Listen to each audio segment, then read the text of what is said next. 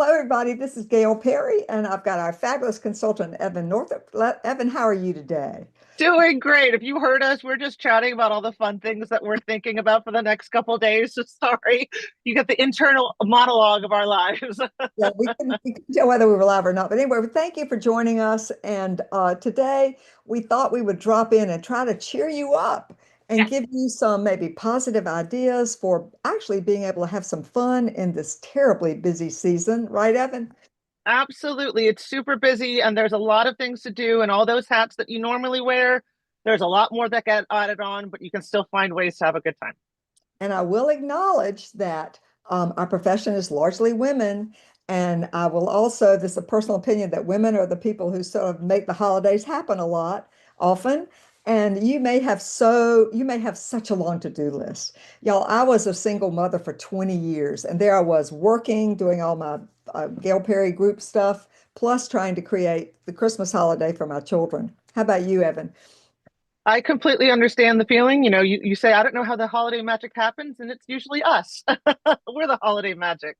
And it's And important to keep that in mind as we're going through the holidays is it's always enough that what you're doing, you don't need to add to do more.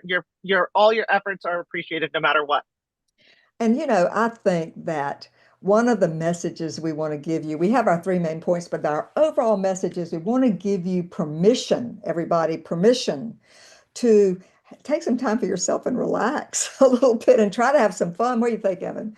Absolutely. I think a lot of people have heard me say this a lot, but you've got to put your mask on first, right? You've got to take care of yourself. You got to fill your own tank up. You can't give energy to others if you don't have it yourself. So sometimes just take a moment for yourself, and that allows you to really be in the best place possible. That's right. Because I do think it helps to acknowledge the fact that for fundraisers, this is the busiest time of year, and the last 2 weeks are probably the busiest time of the whole season of December because there are studies that show that what 30% of your revenue will come in during the month of December. There are different numbers on that, but the fact Yep. is you are working really hard right now. And you're feeling the pressure. I'm sure you are because you're looking at the goals, especially if you're on a calendar year schedule. You're feeling a lot of different things that are going on, and balancing the personal and the professional can be really hard, but there is space for all of it. We promise we're going to give you some tips and tricks today on that, but overall, give yourself the time to enjoy the season. It's going to fly right by. And it's one thing for us to sit here and say these positive things to you. It's another thing for you to like, maybe I can shift my approach to something, either personal or family or gifts for friends or your favorite donor who hadn't renewed their gift, who needs to renew before the end of the Mhm. year, and all the emails that need to go out. Everything is happening all at once. So we want to give you some ideas on how to stay positive when the pressure is high. And my first recommendation is that first you acknowledge it, that yes, we're under a pressure cooker right now. We're trying to scrambling to get everything done. And focus on small wins. Let's get like two things done that are really important, like that major donor who has not renewed their annual gift and it's a great big chunk of cash.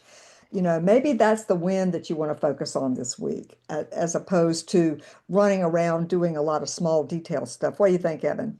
Absolutely. Every single thing that can go off your list until January 2nd, take it off the list. I promise you don't need to worry about them right now. Prioritize. I like to think of it as a 3 day priority, right? Three times a day. What are the three things that I need to get done today that are really important for right now, right? For December before the end of year. What can I accomplish today that moves the needle? Everything else is fluff.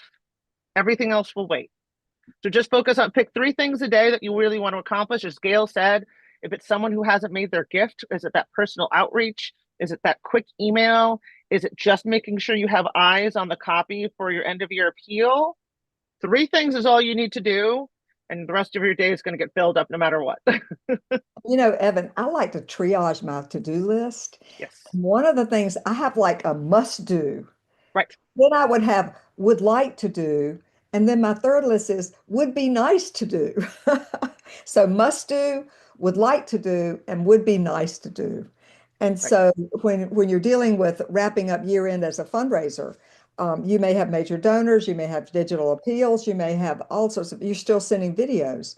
You're going to have to, if you can sort like that, you will be a happier and more rested person.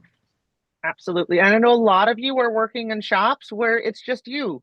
And that can kind of feel a little bit isolating and a little bit like you're doing this alone because you're feeling the pressures of the goals, you're feeling the pressure of the year.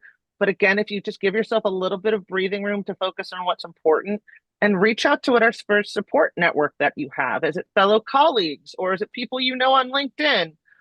Everyone's feeling the pressure. I promise you, I talk to our clients every day and they're feeling it, and what we want to do is support you through this so that you're actually making that greater impact in the long run. And Evan, didn't you were just telling me about the client call you had before our live right now, and you took something off their plate. Yes, that was I was on the call and feeling their ongoing kind of pressure. Their deadline for everything is Friday of this week, and I said, you know what, let's just table this conversation till the new year. There's no reason for us to talk about it now. We'll get to it. Mm. Everything. And that's the feeling I think a lot of people who work in nonprofits really have to go through is it's easy to feel like all of the weight is on your shoulders and December just quadruples that feeling. But it's okay to say, I will get to that. That is fine. And just put it to the side. Love it. Thank you so much for those tips, Evan. And so the second thing we want to talk about today is leaders, nonprofit leaders. What can you do if you're a leader listening to keep your team happy and motivated? Because I think personal happiness is helpful. One of my famous things I read once is that a team that is acknowledged is more productive. So the more you can support you, so the leaders, their job is to be supportive and to say, take a break if you need to take a break because I trust you. And Mm-hmm. also, let's talk about the concept of boundaries. What if you have a leader who's working at 10 o'clock every night and they don't have any other obligations and they expect the same staff to do the same? I think a conversation about boundaries is always helpful, a personal conversation. Sometimes I have Skippy, my guardian angel, on one side and Skippy on the other, and there's this conversation going on. Hopefully, guardian angel wins. What do you think about boundaries, Evan? I think boundaries are vital. And I think they're important for you professionally, personally, mentally, all of those things. Again, we talked about it a little bit earlier, but you need to make sure that you have the strength and the energy to keep doing what you're doing, which is giving back to others. And until you give that to yourself, it is a gift to give yourself boundaries. It is a gift to set boundaries. And it's really important to do that. And I think that a lot of times in a nonprofit, we're feeling the stress as a group, but sometimes that honest conversation of saying, I'm at my limit, can you do this or can you do that? It breaks down a lot of that siloing, and sometimes it will really help elevate your team to accomplish more without some of that burden. So the leader's role is really to be supportive in every way Yep. and not be a crack, not crack the whip. No, no, no, no, no. It's a role. The most supportive role is to say, what can I take off your plate? Right. And where are you stuck and how can I help you? Yeah, that's really important. And celebrate the small wins. In Yes. December, a lot of gifts are coming in. A lot is happening. There's a lot of chaos, but there are always things to remember. If it's a first time donor who made a gift, that's an incredible thing for your organization. You brought someone new in, that should be celebrated. If someone increased their gift, you should celebrate that. It might be a 30-second celebration, but it's important for you if you are a leader or if you are on a team to take the time to acknowledge all of the little wins because those are the motivations that keep us being able to do the work that we're doing. That's exactly right. And the third part in our morning email to you, inviting you to our LinkedIn Live, was let's talk about some small shifts that can bring energy back to you personally and to your work. And I just want to tell you that this year, personal story, I have made a huge shift. I have had this gigantic Christmas holiday party every year for 20 years.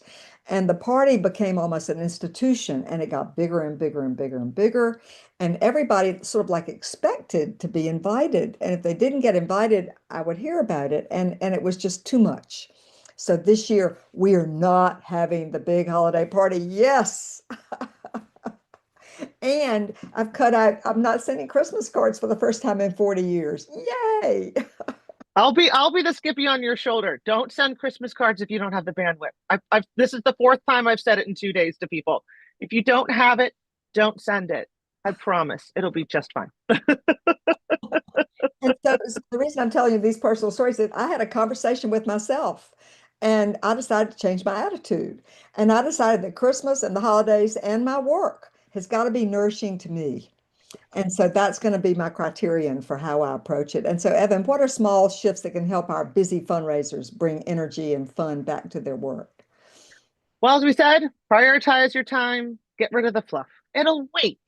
Mhm. Another tip I would say is some time blocking. If Yeah. you're going about your day, we do this. I do this a lot with our clients when we're talking about the best way to structure your work week. Is I'm going to make thank you calls for 2 hours today, and then I'm going to forget about them and move on. Or I'm going to send emails for 2 hours today and forget about that and move on. And it kind of helps with that chaos of context switching, which we always feel.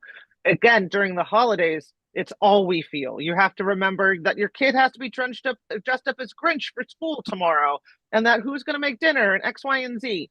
If you kind of just block out some time, it does make things easier, and nothing has to live here at the top of your brain. And they say you can doom scroll on social media. Some people doom scroll on their email inbox, and that may not be productive. No, but take some time for silly stuff too.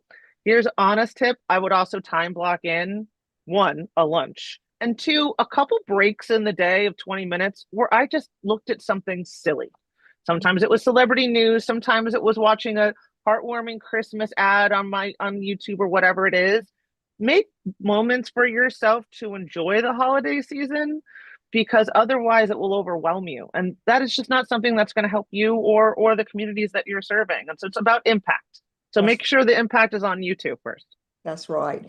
And we wanted to really help you think through a year-end success tip for fundraisers. And this is my favorite hack, y'all. This is a hack to end your year end positively and over goal. And so here is my charge to you. I've mentioned it several times in various communications this year and last year and the year before, is to take a look at the donors who have not yet renewed their annual gift this year in 2025, but who did give last year. And of course, classically, we call those lie bunts. They're not lie bunts yet. And lie bunt, everybody they gave last year, but unfortunately not this year. But if you could pull a list of all the people who gave last year and have not renewed and add it up, is a lot of money. And so I would slather all sorts of love and attention on these special people because they're your donors. You do not want them to let them slip away. You want them to remain strong stakeholders and partners to you in your mission. And remember two quick things. Enthusiasm is contagious, and authenticity is what we're here to be. So when Oh, you are having these moments with your donors who already have given, they have shown you they care about you, they show that they want to be involved. Have an authentic 5-minute conversation with them that is full of joy and thankfulness. And it really will sort of set the tone for the rest of your day.